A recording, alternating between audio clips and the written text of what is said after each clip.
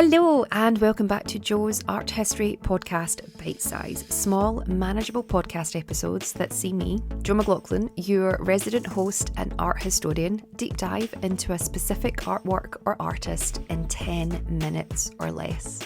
This week, we are looking at Anish Kapoor's Cloud Gate, also commonly known as the Beam. And it's a public sculpture located in the Millennium Park in Chicago, Illinois, and it was unveiled in 2006. Now, you might not know the name of this work, but you absolutely know it to look at. The work itself is now synonymous with the city and has become a complete iconic symbol of Chicago and attracts millions of visitors every year to see the work. So, let's get started. For those that may not know, Anish Kapoor was born in Mumbai in India in 1954 and lives and works between London and Venice. He studied at Horsley College of Art in London, followed by a postgraduate study at Chelsea School of Art. Kapoor is one of the most influential sculptors of his generation and perhaps most famous for his public sculptures that are both adventurous and feats of engineering.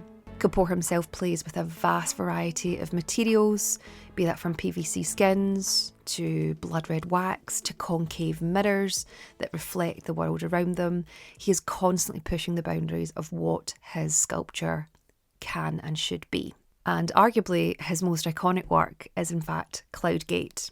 So Cloud Gate, and I actually didn't know this until I started researching it, actually the concept and idea for it emerged out of a public art initiative. So it was an open call run by something called the Millennium Park Project, and it was aimed at revitalising a former industrial area into a vibrant public space in Chicago. The competition, initiated in 1999, sought an artist who could create a monumental piece that would encapsulate Chicago's dynamic spirit. And Anish Kapoor, along with 30 other artists, submitted a proposal of what that could be. Anish came up with the idea of Cloud Gate, and Anish's work was selected because his proposal was very intriguing in terms of the materiality, the aesthetic appeal, and the interactivity in terms of the experience the piece would allow the public to have. Kapoor's concept for Cloud Gate was inspired by the properties of liquid mercury. He envisioned a sculpture that would interact with its surroundings, reflecting the city's skyline and engaging viewers with its mirror-like surface. This concept was rooted in Kapoor's broader artistic explorations of the sublime, the void, and the interplay between materiality and immateriality. So in terms of concept to realisation, the creation of Cloud Gate was a formidable technical challenge. The sculpture's design, which is a seamless ellipse shape, measures 33 feet high by 66 feet long and 42 feet wide. Now, if you work in metres, like myself, that is about 20 metres long, 13 metres high, 10 metres wide. So it's a big old sculpture. You really can't miss it. And the engineering behind it was something that hadn't been done before. Kapoor collaborated with the architectural firm Skidmore, Ownings and Merrill, and engineer Chris Hosen-Jones, who turned his vision into a reality. One of the key challenges was achieving the seamless surface that Kapoor had envisioned.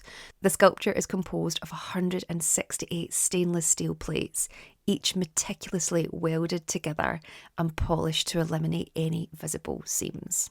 The high level of reflectability was crucial, and the artwork's visual impact relies on its ability to mirror the sky, the cityscape, and the viewers themselves. The manufacture process involved extensive computer modelling to ensure each plate fit perfectly. Additionally, the structural integrity of the sculpture was a major concern, as it needed to withstand the harsh weather conditions of Chicago, including extreme temperatures and high winds. To address these challenges, a highly durable stainless steel was selected, and a complex internal structure was designed to support the outer shell. The installation of Cloud Gate was an event in itself, marked by both anticipation and concern. Originally planned for completion in 2004, the project faced numerous delays, primarily due to the challenges in perfecting the sculpture's seamless surface and finish. The final polishing process in particular took longer than expected, pushing the official unveiling back to May 15th, 2006. During its installation, Cloud Gate was initially enclosed within a tent to protect the work and maintain an element of surprise. When the tent was finally removed, the public's reaction was overwhelmingly positive. The sculpture's reflective surface created a mesmerising effect, capturing the Chicago's skyline and the sky above, thus blurring the lines between sculpture and its environment. The interplay of reflection and form not only fulfilled Kapoor's artistic vision, but also created a new focal point for the city, symbolising both its modernity and its openness. Kapoor's Cloud Gate has been interpreted through various lenses, reflecting the artist's intentions and the public's interaction with the work. At its core, the sculpture is a study of contrasts: solid versus fluidity, materiality versus immateriality, and the finite versus the infinite. The polished surface of Cloud Gate plays with these dichotomies. By reflecting its surroundings, the sculpture effectively dissolves into its own boundaries, making it appear both tangible and ethereal. This quality aligns with Kapoor's ongoing exploration of the void and the concept of nothingness, a theme evident in other works like The Descent into Limbo and Sky Mirror. In Cloud Gate, this exploration manifests itself through the reflection and distortion of reality, inviting viewers to engage with the artwork in a dynamic and personal way. Symbolically, Cloud Gate has also been interpreted as representing the city of Chicago itself, diverse, vibrant, and ever-changing. The work's nickname, the Bean, although unintended by Kapoor, has become a term of endearment, reflecting the public's affectionate engagement with the sculpture. This interaction underscores the communal aspect of the work, highlighting how public art can foster a shared cultural experience. Now, since its unveiling, Cloud Gate has gathered widespread acclaim and has become a much beloved landmark. It's celebrated for its aesthetic beauty, its innovative design, and its ability to engage the public. Now, the sculpture has been subject to extensive academic study and discourse, with scholars analysing its aesthetic, cultural, and social implications. However, it's also not been without its criticisms, and some have argued that the sculpture's commercial success and tourist appeal overshadows its artistic intention, reducing it to a mere photo opportunity. Others have criticised the cost of the project, which has exceeded $23 million, arguing that the funds could have been better allocated to other civic needs. Despite these criticisms, the major consensus is that Cloud Gate is a significant contribution to Chicago's cultural appeal, but also enticing visitors to come to the city to see the work.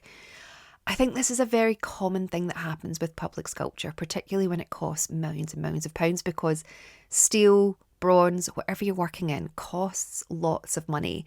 And it costs lots of money because you want it to be something that lasts forever. And yeah, okay, although there has to be maintenance that happens and things that take care of, art has a real power to bring people together. And I am certain there are people that, particularly businesses in and around the squares, and I'm fairly certain there's going to be people that have like stuck the image on tote bags or t-shirts and flog merch to the tourists. It's something that, yes, initially it's a lot of cost, but it gives more over time than what it costs. That's my opinion anyway on public art. Now, the maintenance of Cloud Gate is something that's actually quite complex and costly. The sculpture's reflective surface, while beautiful, is also prone to damage from environmental factors and also people touching it. Because let's be honest, it's shiny, it's beautiful, you're going to want to touch it. I would want to touch it. And there's plenty of Anish Kapoors that I've seen in real life that I absolutely want to touch. And you cannot. Well, you can touch Cloud Gate, it's a public work of art. So fingerprints, smudges and weather conditions can all be seen clearly and need cleaning and maintenance. There's a dedicated team that take care of the sculpture, and they employ specialised techniques to preserve its pristine condition. The cleaning process involves a combination of detergents, waters, and sometimes steam to remove grime and imperfections on the surface. Now, the city of Chicago itself has recognised the sculpture's cultural and economic value and has committed to its upkeep, ensuring that Cloud Gate remains a vibrant part of the urban landscape. And I don't know if this is true, so you might have to double check this, but I did hear that you can donate something to help the upkeep of maintenance costs for the sculptures, or there's something that you can buy when you visit the sculpture, and all proceeds go towards the cleaning and maintenance. I don't know if that's true, but the city of Chicago has recognised it needs continuous upkeep, and it's more than happy to do so. So Cloud Gate in itself, in terms of legacy and impact, has transcended its role as a public sculpture, and it's become, as I've said previously, a cultural icon. It's one of the most photographed attractions in Chicago. It's become this Instagrammable moment, and it's frequently featured in movies, advertisements, social media, you name it. Its reflective surface invites endless creative interpretations, from selfies to artistic photography, and it's a dynamic participant in terms of the public realm and sphere. It's playful. It allows people to come out and be playful with art and have a personal experience, which I think is just incredible.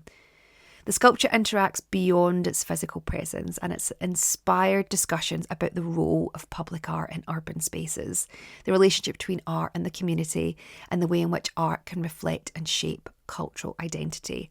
Cloud Gate has now become a catalyst for public art initiatives in other cities, serving as a role model for how art can transform and energise public spaces. Kapoor himself has commented on the transformative potential of public art, noting that Cloud Gate aims to create a space of communal experience and reflection. This aspect of the work aligns with broader trends in contemporary art, which increasingly emphasise viewer engagement and the creation of shared experience.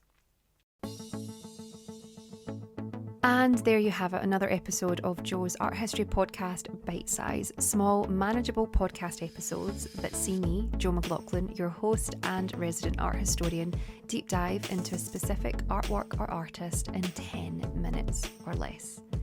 If you've enjoyed this episode, please make sure to like, rate and subscribe. It helps other people find us, and it means more to me than you know. And while you're doing that, why not share the podcast with someone you think might enjoy it too? If you'd like to support the future of the podcast, please consider purchasing and gifting me a book from my Amazon wishlist, which is in the show notes below. This will be used to research future episodes of the podcast, both full-length episodes and bite-sized episodes too.